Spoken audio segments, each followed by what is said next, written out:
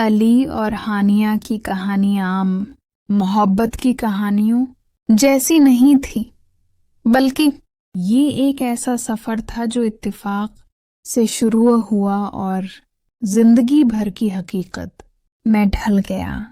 علی ایک سنجیدہ مزاج انسان تھا، وہ اپنی پڑھائی اور اپنے خوابوں میں گم رہتا، جبکہ ہانیہ ایک شوخ اور زندگی سے بھرپور لڑکی تھی جو ہر محفل کی جان سمجھی جاتی تھی۔ دونوں ایک ہی یونیورسٹی میں پڑھتے تھے، مگر شروع میں ان کے راستے الگ الگ تھے۔ علی اپنی کتابوں اور لائبریری کے خاموش کونوں میں سکون ڈھونڈتا، جبکہ ہانیہ دوستوں کے ساتھ ہنسی مذاق اور رنگین لمحوں کو زندگی کا حسن سمجھتی، مگر قسمت نے ان دونوں کو ایک پروجیکٹ پر اکٹھا کر دیا۔ شروع میں علی کو لگا کہ یہ صرف ایک تعلیمی کام ہے، مگر ہانیہ کی مسکراہٹ اور باتوں کی چمک نے اس کے دل کے اندر کچھ بدلنا شروع کر دیا۔ ہانیہ بھی حیران تھی کہ جو لڑکا ہمیشہ خاموش رہتا تھا، اس کی باتوں میں کتنا وزن ہے اور اس کی نظروں میں کتنا سکون چھپا ہوا ہے۔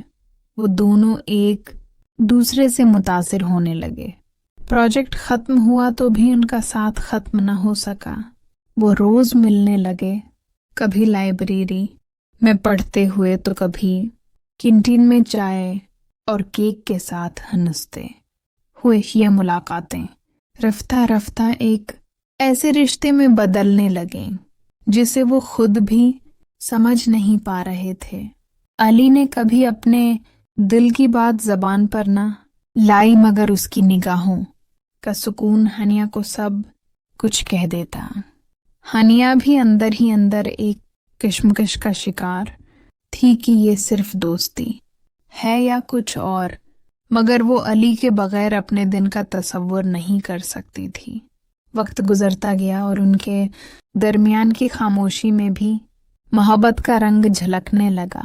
علی جب کبھی تھک کر ہار ماننے لگتا تو ہانیہ کہتی، تمہارے خواب بڑے ہیں اور ہمت بھی بڑی ہے، تم کبھی ہار نہیں سکتے۔ یہ جملہ علی کے لیے سب سے بڑی طاقت بن جاتا۔ ہانیہ جب کبھی کسی بات پر اداس ہوتی تو علی کہتا، زندگی مشکل ہو سکتی ہے، مگر تم ساتھ ہو تو سب آسان لگتا ہے، اور یہی بات اس کے دل کو سکون دیتی۔ کبھی بارش کے قطروں میں بھیگتے ہوئے وہ مستقبل کے منصوبے بناتے تو کبھی غروبی آفتاب کو دیکھ کر خاموشی میں ایک دوسرے کی موجودگی کو محسوس کرتے۔ لیکن محبت کا سفر ہمیشہ آسان نہیں ہوتا۔ وقت کے ساتھ کچھ رکاوٹیں آئیں۔ علی کا خاندان چاہتا تھا کہ وہ اپنی پڑھائی مکمل کر کے ملک سے باہر جائے تاکہ اپنے خواب پورے کرے، جبکہ ہانیہ کا خاندان روایتی سوچ رکھتا تھا اور چاہتے تھے کہ ان کی بیٹی جلد شادی کر لے۔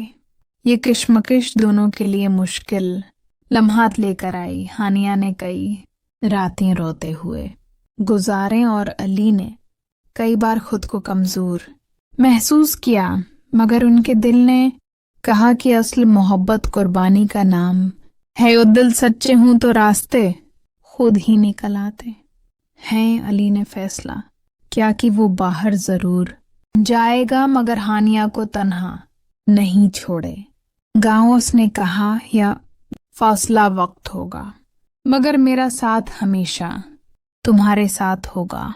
ہانیہ نے نم آنکھوں سے جواب دیا، محبت کا امتحان یہی ہے اور میں یہ امتحان پاس کروں گی۔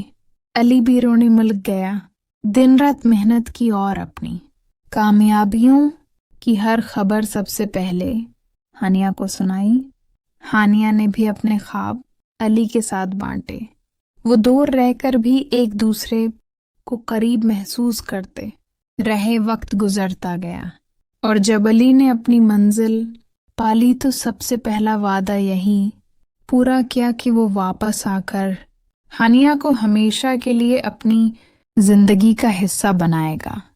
شادی کا دن آیا تو ہر طرف خوشیاں تھیں، دونوں خاندان راضی تھے اور سب ان کی محبت کو دیکھ کر خوش تھے۔ نکاح کے بعد علی نے آہستہ سے کہا، آپ، یہ سفر صرف ہمارا ہے۔ ہانیہ نے سر جھکا کر آنکھوں میں نمی لیے مسکرا دیا۔ یہ لمحہ ان کے خوابوں کی تکمیل کا لمحہ تھا۔ شادی کے بعد بھی ان کا رشتہ ویسا ہی خالص اور مضبوط رہا۔ وہ نہ صرف شریکی حیات بنے بلکہ ایک دوسرے کے بہترین دوست بھی رہے۔